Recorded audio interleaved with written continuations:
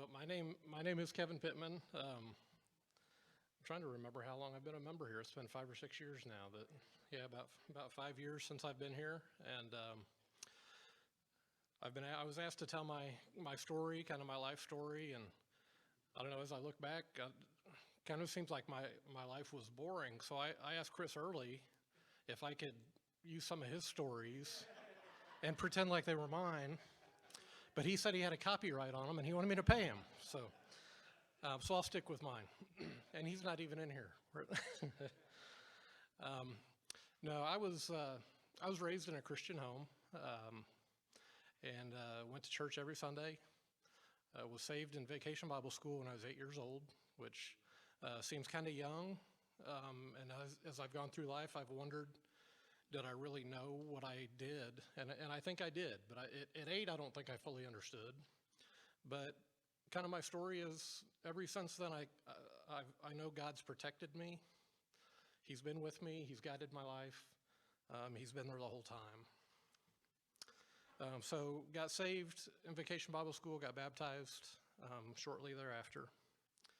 When I was about 12, I was in Boy Scouts, and they had an award where it was, my mind just went blank. But they had a religious award that you could earn. And so I teamed up with the pastor of my church at the time. His name was Steve. And it took me through a pretty intensive discipleship program for a 12-year-old. It was several weeks long, I want to say 8 to 10 weeks. Went through learning the books of the Bible and really just a lot of basics at the age of 12. And really enjoyed that, got the award, and I was a good kid. Didn't really do anything wrong, didn't really do anything I wasn't supposed to. So I think as I got older, as I became a teenager, I kind of struggled with that. I'm a good kid. Do I really need salvation? I mean, I'm more good than I am bad. But as I've wrestled with that as a teenager and all through my life, I've done things I'm not supposed to do. I've looked at things I'm not supposed to look at. I've gone places I'm not supposed to go. I needed a Savior, and I know that Christ died on the cross for me.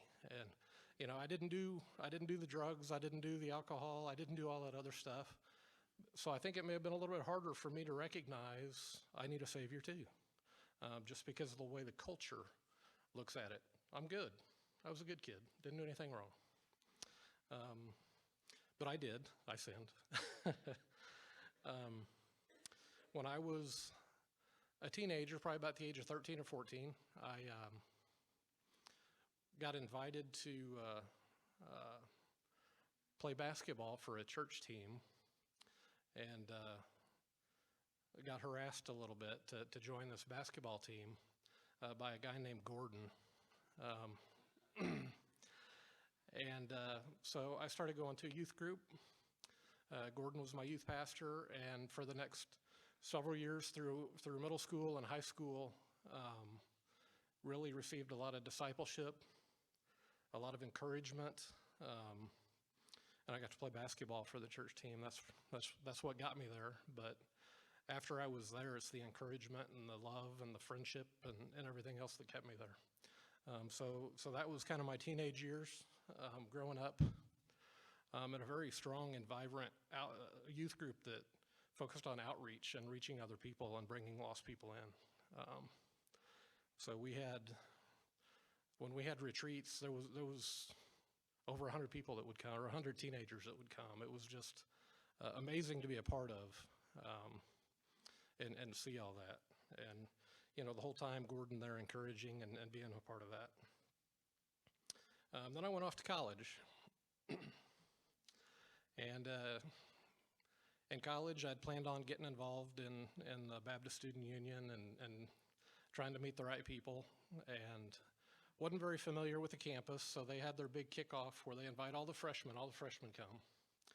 And so they had a big kickoff and cookout where they invited all the freshmen, and I wasn't sure which building it was, so I went to find it, and it wasn't the building I thought it was. I ended up somewhere else, and I was like, you know what, I'll just go hang out with the kids in the dorm and do other stuff. And so that lasted 2 or 3 weeks.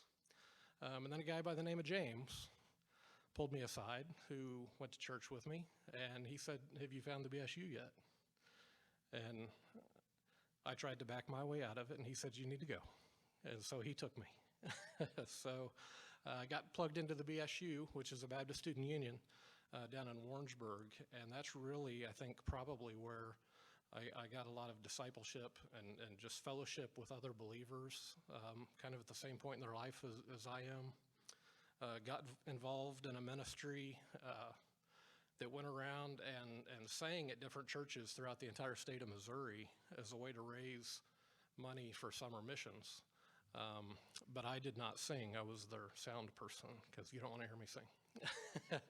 But we did that I think I did that for 2 or 3 years, ran the sound for this music group, and got to see a lot of churches in Missouri, a lot of small churches, some big churches. Heard a lot of messages from a lot of different pastors. It was kind of a unique experience, and I really enjoyed that. But that was, and then also in college, I got involved in a Bible study group called the Navigators. I don't know if anybody's heard of that, but it's a very strong, discipleship-driven group. And there was a guy named Scott who was my leader in that, and just that really affected. I still use that material today. That material is so solid. I still use it in Bible studies today when I'm teaching and doing outreach and things. But that really kind of guided my life in college. After college, looking for a job, trying to figure out what I want to do the rest of my life. And there was a guy named Raymond, he's also a member here, that encouraged me to be a part of the college ministry and be around people my own age. And he's actually the one that encouraged me to teach for the first time.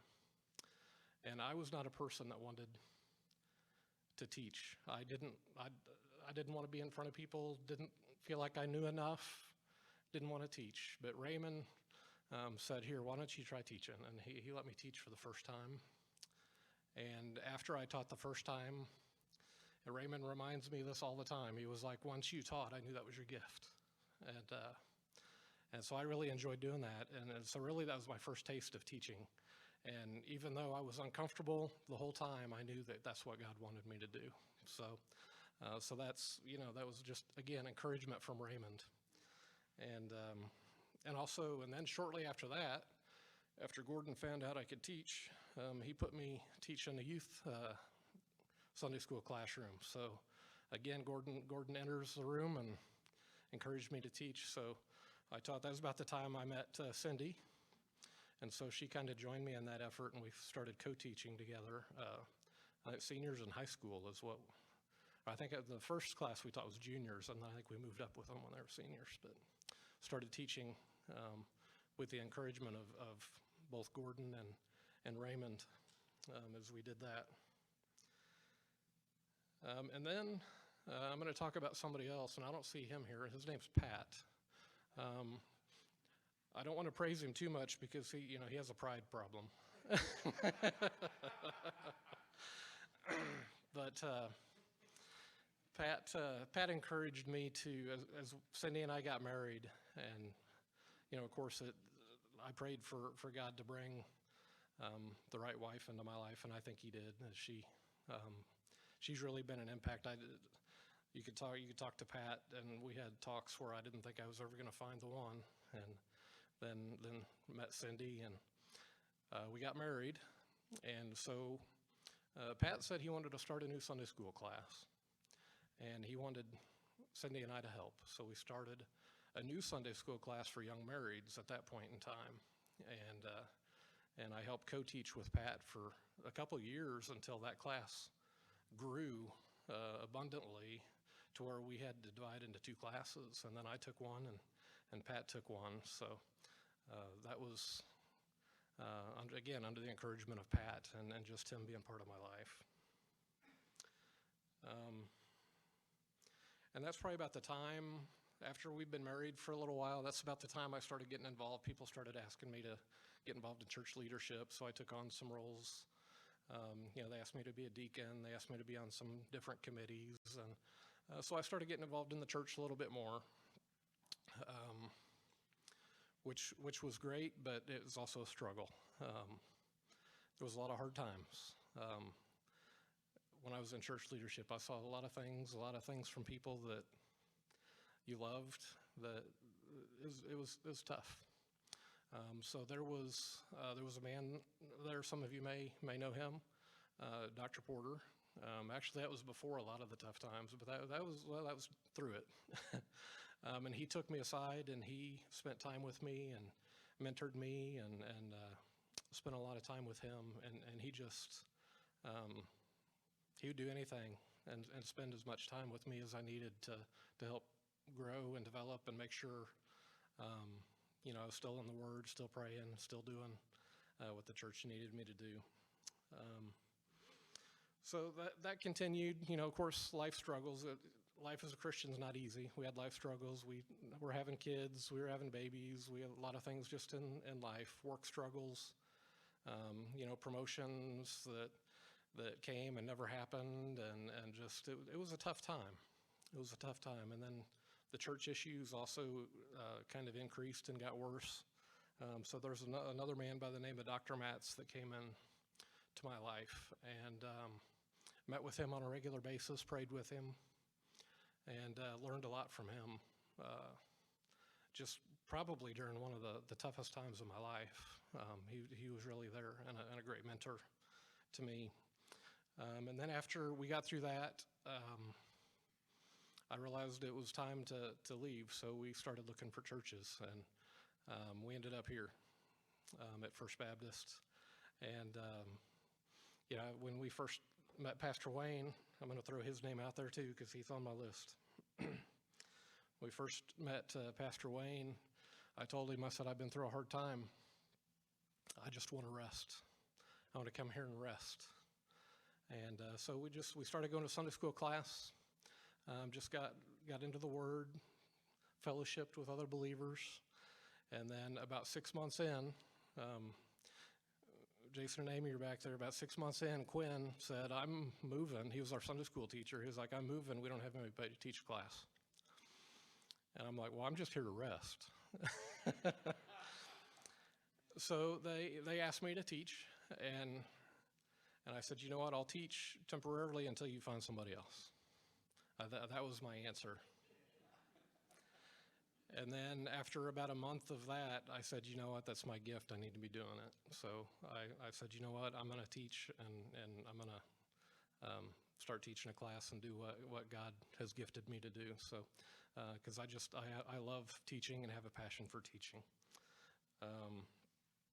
So now I'm involved with First Baptist, taking on some leadership roles, and just really excited to be a part of this church here, as this church is growing, and I just see so many positive things. I think we're ready to just explode and go out and minister. We're bringing lost people in. There's visitors here every week. We're reaching out, and I just think it's an exciting time to be a member of First Baptist. So kind of my wrap up here, as I went through kind of my abbreviated story, was I didn't do it alone. It wasn't me.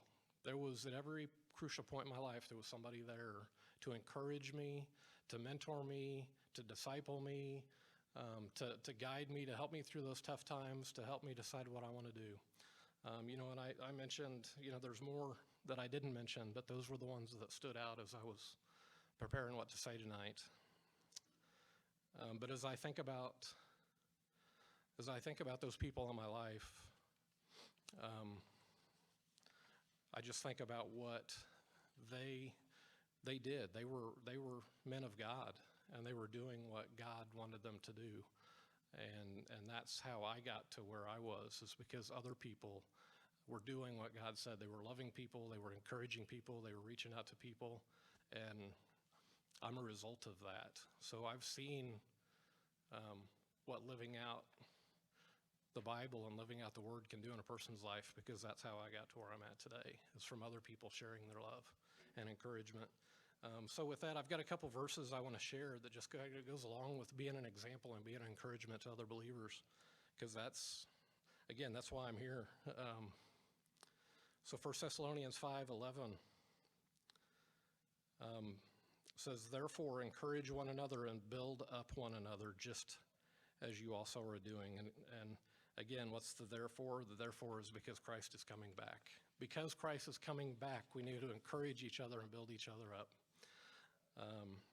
And then one of my favorite scriptures is in Hebrews 10, where it talks about encouragement. So Hebrews 10:19 through 25, it says, therefore, brethren, since we have confidence to enter the holy place of the blood of Jesus by a new and living way, which he inaugurated for us through the veil, that is his flesh, and since we have a great priest over the house of God, let us draw near with a sincere heart and full assurance of faith, having our hearts sprinkled clean from an evil conscience and our bodies washed with pure water. Let us hold fast to the confession of our hope without wavering, for he who promised is faithful. And then here's my favorite part. And let us consider how to stimulate one another to love and good deeds, not forsaking our own assembling together, as is the habit of some, but encouraging one another, and all the more as you see the day drawing.